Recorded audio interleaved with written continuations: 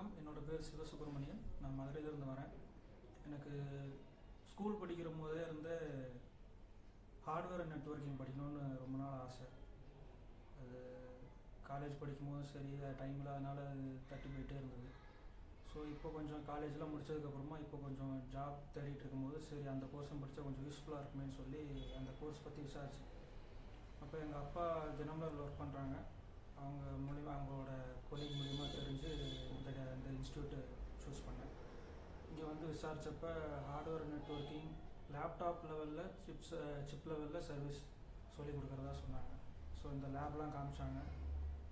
So இங்கே 1&1 தான் சொல்லிக் கொடுப்போம் அப்படிங்கிற மாதிரிலாம் சொல்லி எல்லா எக்யூப்மெண்ட்ஸும் இருக்குது, ஐஆர்டிஐ மிஷின்லாம் இருக்குதுன்னு சொன்னாங்க. ஸோ இந்த இன்ஸ்டியூட்டில் ஜாயின் பண்ணதுலேருந்து நல்லாவே சொல்லிக் கொடுத்தாங்க. ஃபஸ்ட்டு அந்த எஸ்எம்டி காம்பனன்ட்ஸ், லேப்டாப்பில் எஸ்எம்டி காம்பனன்ட்ஸ் சொல்லி கொடுத்தாங்க.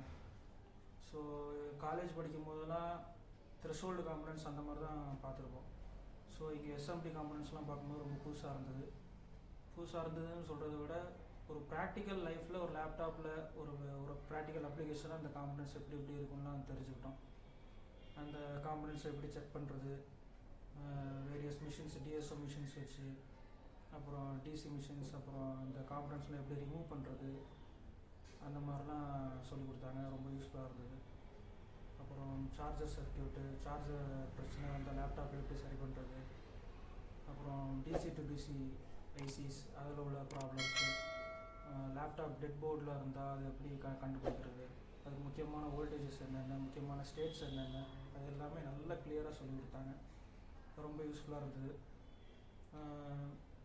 ஹாஃப் டே தியரி இருந்ததுன்னா ஆஃப்டர்நூன் லஞ்சுக்கு அப்புறம் ஃபுல்லாக ப்ராக்டிகல்ஸ் தான்.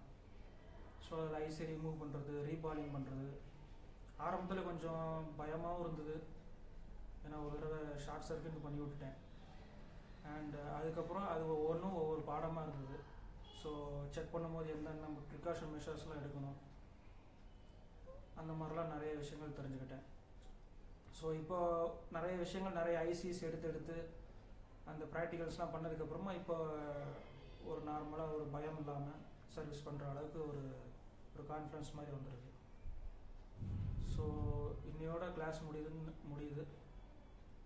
ஸோ இதுக்கு என்னோடய ட்ரெயினருக்கு ரொம்ப ரொம்ப ரொம்ப ரொம்ப நன்றி. ஏன்னா என்ன டவுட்டு கேட்டாலும், ஒரு சாதாரண டவுட்லேருந்து ஒரு பெரிய டவுட்டு கேட்டாலும் கோபப்படாமல் கிளியராக நல்லா எக்ஸ்பிளைன் பண்ணியிருக்காங்க. அதுக்காக என்னோடய ட்ரெயினருக்கு நான் என்னோடய தேங்க்ஸை சொல்லிக்கிறேன். இதுக்கப்புறம் மேபி ப்ரோக்ராமிங் கற்றுக்கலாங்கன்னு ஒரு ஐடியா இருக்குது. ஸோ பார்க்கலாம்.